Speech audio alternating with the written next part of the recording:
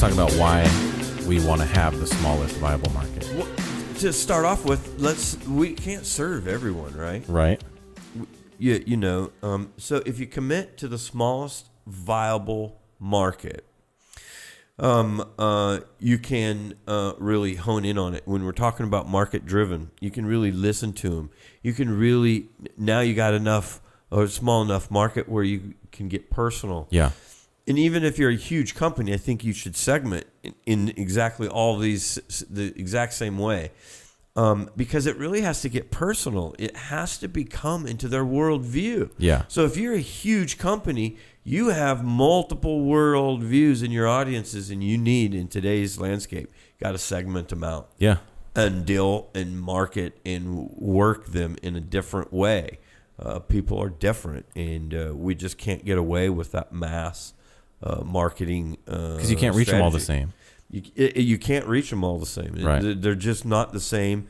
We're numb to most marketing, and because we've been marketed to in a mass way for 100 years, and so to truly be in tune with each segment or your whole audience, it's got to be small. It's got to be the smallest viable market. Yeah. And then when you take that and you can really get that, then it's great, because now you can go overwhelm that market. Now you have something that's palatable. Now you have something that you can work with. It's not overwhelming. It's not impossible. Right. Now all of a sudden, all of those areas that so many of us get nervous of start to make sense. And it's like, wow, I could do this. Yeah. This makes a lot more sense. So, for me, understanding that concept is really critical, and it's missed by most companies. The worldview. Well, and understanding that you have to get it to the smallest viable market. Right. You just can't, and it'll go all the way down, and we'll talk even more about it in another perspective. And that is it when you look at the bell curve. Who do you want to advertise to? Do you want to advertise to the masses? No. Never will work. You don't want to. You want to find this. So now you've got your worldview. You've got your smallest viable market. Now you want to find the smallest viable market within that market that are the early adapters that will go tell your story word of mouth. That's right. So you're always drilling down, trying to find that market that you can really hone in on, get to know, become personal with, and then go out and deliver a message on areas that they want to hear. Yeah. I don't know if you remember the one story when the comedian bombs. I do. It was the great story. Do you want to tell it or? Sure. Yeah. So basically, it was this comedian, and he does this whole show, and he's getting nothing from the audience. No laughs, dead face, the whole thing. And then afterward, he finds out they don't even speak the language that he is telling his jokes in. So this whole time he's thinking, man, like they don't get it, or I'm not funny, or whatever, but completely different audience. So wrong message for that audience. What a dramatic way to make a point about worldview. I mean, that was a great, and he finds the right stories, but that's exactly, he didn't have a chance. No matter what. He was in the wrong place. It wasn't going to happen. Yep. So we've got some 8 areas of some advice to start with. You just want to go ahead and let's go over them. Go through them? Yes. Yeah. Number 1. So start with empathy and see a real need and not an invented one. Not, I want to start a business, but what would actually matter here? So what he's really getting into, so the audience don't misread this, is let's say you're going to, and I think is what he's referring to is like somebody thinking about opening up a business. So let's kind of, even if you've owned a business for 30 years, if you're just thinking about, put yourself in that place for a minute. And what he's really talking about is why. Yes, exactly. Why do you want to start the business? Right. Or why do you want to take on another project? Or why do you want to take on another product or take on another service? Or what's wrong with your service now? Maybe you need to figure out your why and improve upon it. But if it's just to make a paycheck, just to try to make money, it won't work. The sustainability is not there. Yeah, he even says the best marketing is never selfish. So if you go into it for the wrong reason, just to start a business or just to make the money, you'll never be successful in the way you want. And it just goes back to Simon Sinek's start with why. If you don't start with your why, you're really in a bad place, especially in today's landscape. You might make some short-term gains. Sure. You might have some short-term successes. I don't believe you're going to have sustainability and long-term success. Right. Then the second one is really pretty funny because we've mentioned it a few times, but it's very important. Focus on the smallest viable market. Yep. It's just critical. You'll have Match the greatest world. impact. Yeah, absolutely. Yeah. And then, just like the comedian, now I know we're using extreme cases to make a point, but the smaller the worldview is, the easier it is that you can find that they don't speak your language. Yeah, right. And so, stay in tune with them. Match the worldview with the people being served. A story they want to hear. Right. And that's really why you got to stay in tune with their worldview. Yep. He could have done a lot of things. He was not going to get in tune, the comedian that is, with their worldview. Yeah, I think that's a really good point. Just because you do know the worldview doesn't mean your story matches. So you have to make sure that you are telling a story that actually matches with the worldview of the people you're marketing to. Absolutely.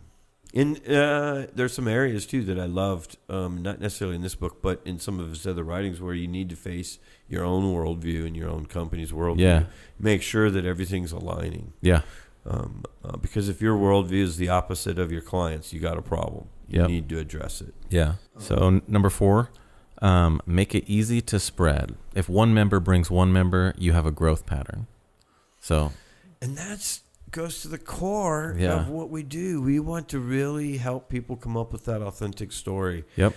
Really, listen to them, let us see it and feel it, and then tell it over a long forum. Yeah. Earlier in the book, he said, you have a marketing problem if you're not busy enough or your ideas aren't spreading or, all these different examples. It's because you have a marketing problem. If you're facing all these different things in your business, it's a marketing problem. Absolutely. Make it easy to spread. Yep. I couldn't have said it any better. Good. Okay, number 5, earn and keep the attention and trust of those you serve. Stay authentic. And definitely stay authentic, but it's follow through. Yeah. So with making promises that we do with marketing all the time, you really have to follow through on the promise. Yes. And so once you earn their attention and trust, you need to serve them. Yep. You need to be authentic in your belief that you want to serve. Yeah, absolutely. Number 6, offer ways to go deeper. Look for ways to do work for your members. That's just a mindset. So many marketers are just trying to grab clicks and grab web views versus, truly looking for ways to help their clients. Right. Give their clients what they want. Yeah, I mean, that's why we have the website. That's why we have the blog. That's why we make the micro clips of the podcast. That's why we are out there on Instagram and Twitter and Facebook and YouTube, because we actually want to give the content that's going to help and interact with people. Absolutely. It's funny, and that's a podcast on itself, is just giving content. Even though a lot of the content we give away is what makes us special in our own business. But we have no problems being transparent and giving it all away. Yeah, I shared one of our podcasts with a family member, and they said, "It seems like you're giving a lot away. Are you sure you want to share all that information?" I'm like, "Yeah, that's what all we want to do. Awesome. All we want to do is help people." That. Yeah, that makes me feel great. Yeah, me too. And I know this. And I get it from a lot of people. The content that we give is very authentic and very researched and very successful information. Yeah. Take it and run with it. Yes. We definitely give some great advice. Yeah. All right. Number 7, at every step along the way, create and relieve. Go ahead. Well, and create is a really obvious one for me. We do a lot of creation. Yeah. That's what makes a marketing agency. But relieve their pain, Yes. actually solve their problems. Yep. Come through, in I'll tell you, solving problems is more about finding the problems, analyzing the problems than resolving it. Yep. back to the lock and key. Back to the Find the lock, key. make a key Yeah, to solve the problem. Exactly. Such a good analogy. You can always go back to it. Yes. All right, last one, number 8. Show up often with humility and focus on what works. To me, that's the most important one, and it kind of goes back to the listen and everything, but you show up with humility. Yeah. That means that you're not showing up for yourself. Mm-hmm. It means that you're not trying to just make money. You're not saying things to just get them to sign today. You're actually showing up and focusing on what works. I mean, that's and that just really shows the client that you care. Yeah. And that's where you get long-term growth. Absolutely. One of the things that he ended this section with is empathy is at the heart of marketing. Just our whole group last night, our creative team, I want to do more of this with them.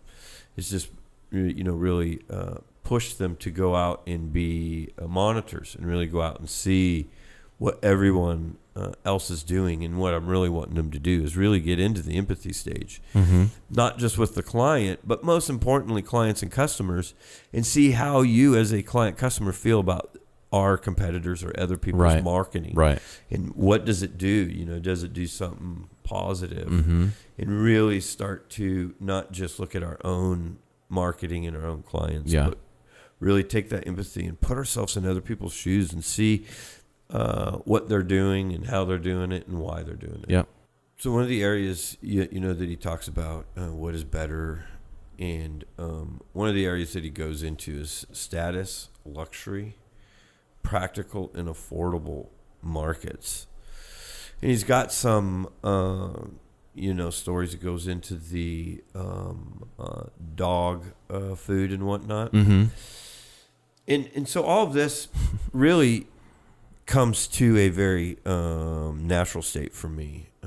I've spent well over 20 years in the true luxury market, where we had to deal with all of the materials, touch and feels in the yacht industry. And it is truly incredible how much perception is so important.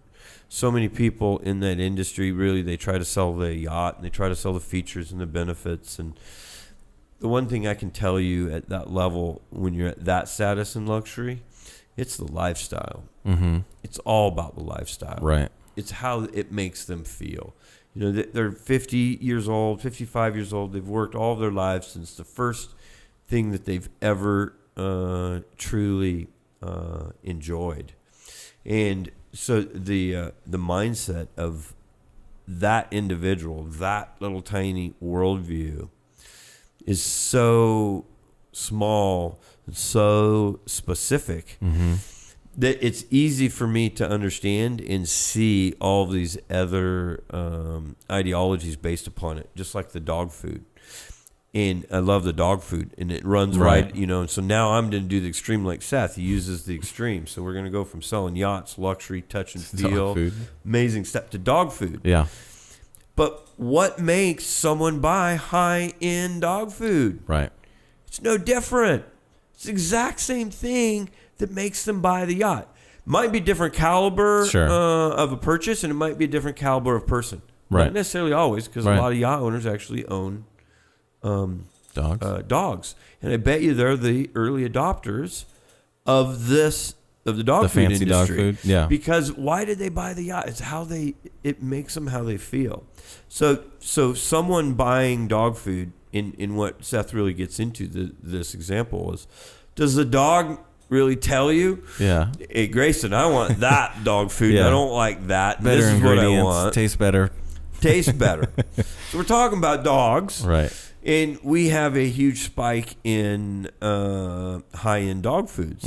So does that make the owner of the dog that's buying the dog food feel better, or the dog feel better? Right. Maybe both, but ultimately it makes the owner feel better. And you could be right. There would be no way to truly have a reasonable debate whether or not the dog receives benefits. Sure. But what we do know is that the benefits that the dog receives is probably not as much viable in the decision-making process as that you may think. Definitely. So yeah, it's how a lot of it's the how it makes us feel. So anyways, performance versus appeal. So we've talked a lot about early adopters, and we will always talk about early adopters. We here at Results Media believe in that's who we want to advertise to. Right. Very important to us. So early adapters are not adapters. I mean, early adopters are not adapters. So one of the things that he really believes in, and it just really resonates with me, is making sure that we're curious about the dreams and desires of our clients. Yeah. Really getting into their worldview in that sense, and just really getting into a deeper. It's where empathy really becomes really critical, because you're not going to get there until you build relationships and really intimate, and going back to the segmenting, being more personal. You're never going to get there. To allow people to open up their dreams and really and their desires. I agree. To get that relationship and knowledge, data, all of the above. Yeah. Some of the things he was saying, which I thought was funny, is be more chill. I loved that. Yeah. New generation. Position yourself in the market as the clear and only choice. Means you actually have to be that. You have to be that. Not just fake it and say it, but actually be it. Position yourself. The follow through. Yeah. Now, I will say that it goes right back and screams and begs for the smallest viable market. Yeah. Those are the two areas that I really tied together. Because if you're going to position yourself as remarkable, and if you're clear and only choice, you're remarkable. Yeah. That's the only way I see you becoming clear and only choice to someone. Yeah. And we'll talk a little bit more about it, but just like the search, what the magic is that people think the new magic is that if you have this amazing SEO plan and you have all these tricks and all these gadgets and all these apps that are going to do all these things, that you're going to people are just going to search you and find you. Nope. And that's not the case. Right. As you just, you've got to really build a story. You don't want people finding you randomly. Mm-hmm. You want to be searched. You don't want to be found. Does that make sense? Yeah. Like he was saying, he doesn't want people to type in like blog and have him come up on some page. He wants them to type in Seth Godin. Yeah. The clear and only choice. Yeah. Absolutely. Connection. Yep. That you will offer, and the ability to make change happen. Mm-hmm. And then attract like-minded people. These are just amazing, simple advice, but just great reminders of how we're going to be remarkable. Yep. How are we going to really position ourselves? Smallest audience, niche down, getting the same worldview, all of that. All of it. Because the better you can define it and the smaller you can define it, the easier you can serve it. Absolutely. And really do the follow-through. Right. Be the clear and only choice. How do you do that? You might be able to hoodwink people for a week, 2 weeks, a year. This is just not sustainable. Right. If you really want to position yourself as that, you have to have the whole 9 yards, the authentic story from the beginning, and all of the pieces that go along with it. Right. In the intention to take the right direction, Yep. not the wrong direction. Yes. So your story is the hook, right? Mm-hmm. That's on the hook to make remarkable change. But way that we tell the story is absolutely the hook. And it's always our job to find that hook. We really had lots of great discussion and creative ideas last night, specifically on creating some hooks. Sure.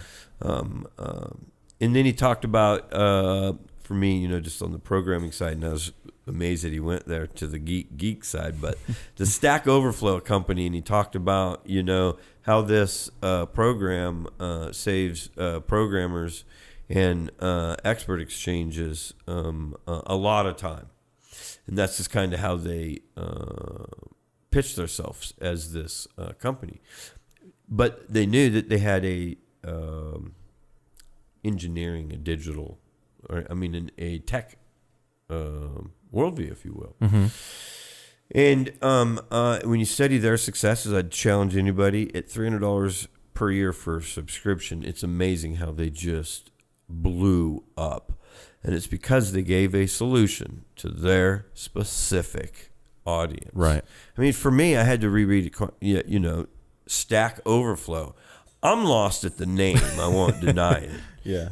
So Stack and Overflow was a tongue twister for me to even know as a name of a company. But if you go talk to the developer, the programmer, the people in that industry, they know it. They know that. That's just common knowledge. For the worldview of that individual, this speaks to them so loud, so clear. And to really the rest of the world, we don't even know what it means. Exactly. But it solves a problem for those programmers. Yeah, exactly. So Joel, the owner, founder of Stack Overflow, he discovered a better product. He matched it to the worldview and answered their questions. He built something better, and better might not make sense to us, right? But to that specific worldview, it very much so resonated. Yep. Some of the other ones, and I hadn't used DuckDuck, so when I heard him talk about this, because when he started, he started talking about Google versus Yahoo at the big stages, and Yahoo had 50 links, news, everything around it, and then when Google came out, it was better. The reason it was better is it had 2 links. Right. Simple, and that's it. And it's funny because Google's so big today, and we hear all controversies and go on and on about that conversation, and so now it's DuckDuck. Is it a search engine? Yeah. Oh, wow. DuckDuck, it's really taken the seat over for Google. Because when Google came out, they were the simple one, transparent, and I still have some strong beliefs in Google. I believe that they have clients and customers back more than most. Yeah. Now, with that said, they're huge and they do track and they do have some challenges with public relations and all of that. DuckDuck has come out saying they won't track you. Period. Yeah. So now all of a sudden they've done the same thing that Google did when they first came out. They're the simple, we're not going to track you. Right. Just come to us. We're just the simple search engine. Right. Interesting. Yeah, isn't it? Yeah. So then some other stories that I really loved. And it really goes into our conversation last night talking about branding. And a lot of people will hear me speak and they say, man, you must be crazy, because I don't believe most people brand. Yeah. And I believe in branding. I believe in it to its core. And I just don't believe that most people do it. And I loved this story. It kind of helped me understand my own beliefs, and it helped me have a great story to tell my beliefs. Right. And Verizon and an AT&T are the companies we're going to use. And I just, 2 great companies to make this story. Yeah. So we're going to say they're not branded. So how do we know that, and how do we prove it to ourselves? It's really, really simple. Go grab 2 people, one with a Verizon and one with AT&T, and swap the phone and have them use it. Is there a difference? Nope. Yeah. There's no difference. Right. That's not a brand. Right.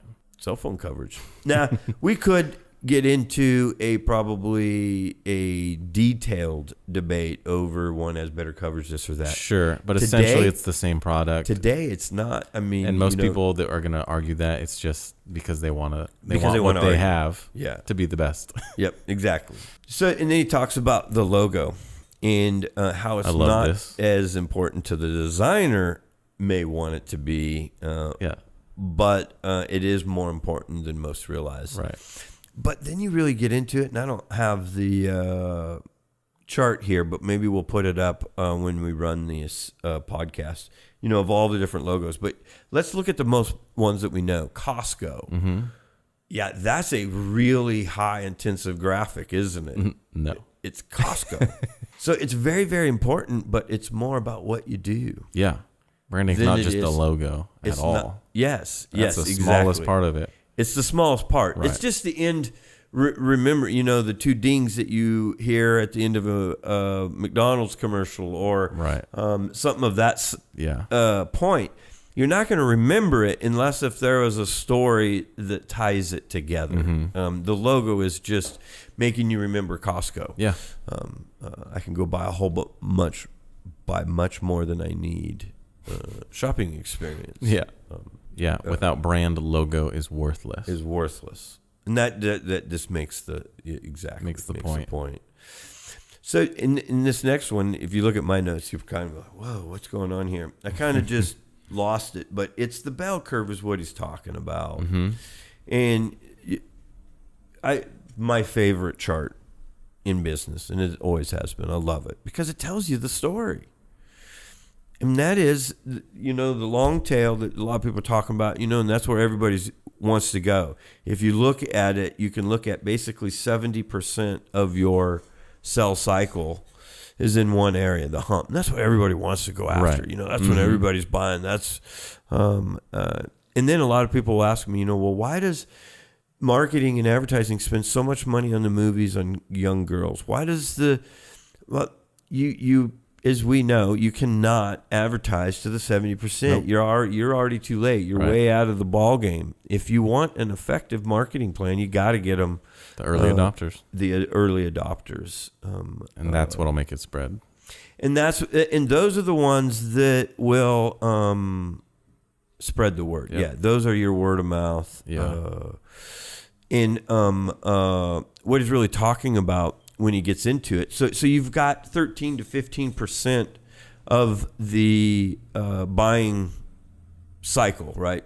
Or the people in the whole cycle.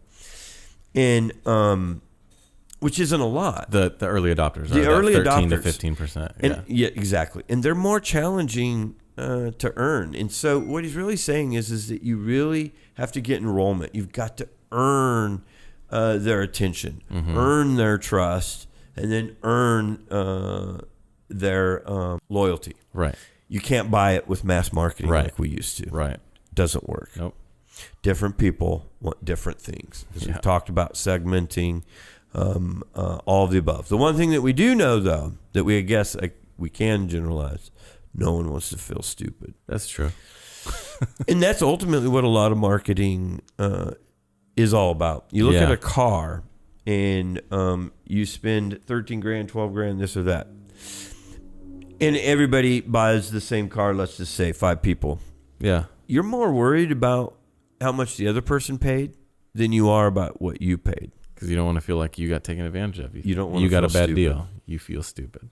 And so it's not as much about pricing as people think. Right. It's more about psychology Yeah. and emotion Yep. than it is.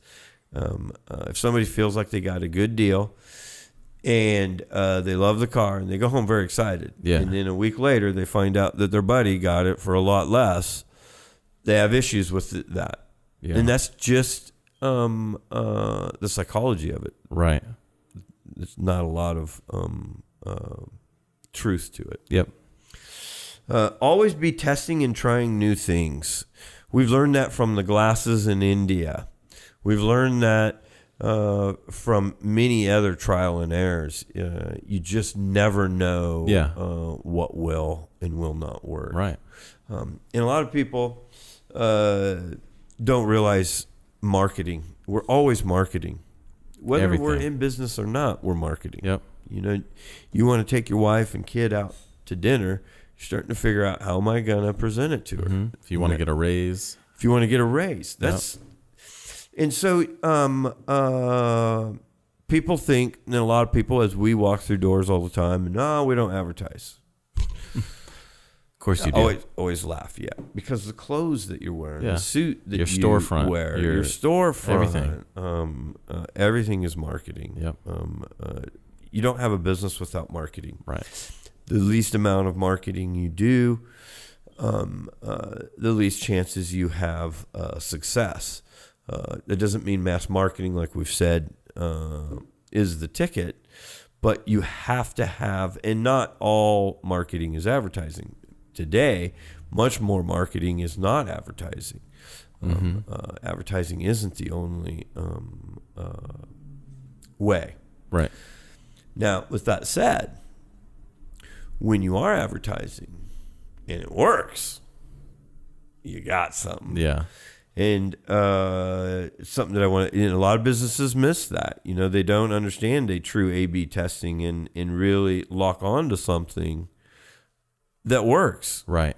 Because if you do, and that's, you know, you're trying things, and you're another reason why you want to try new things. Right. If you're trying new things and you lock on to something that succeeds and has success, you scale it. You scale it quickly. And you scale it until it stops working. And you scale it until it stops working. Absolutely. Coca-Cola. I mean, yeah. So I don't know if it's going to stop working, but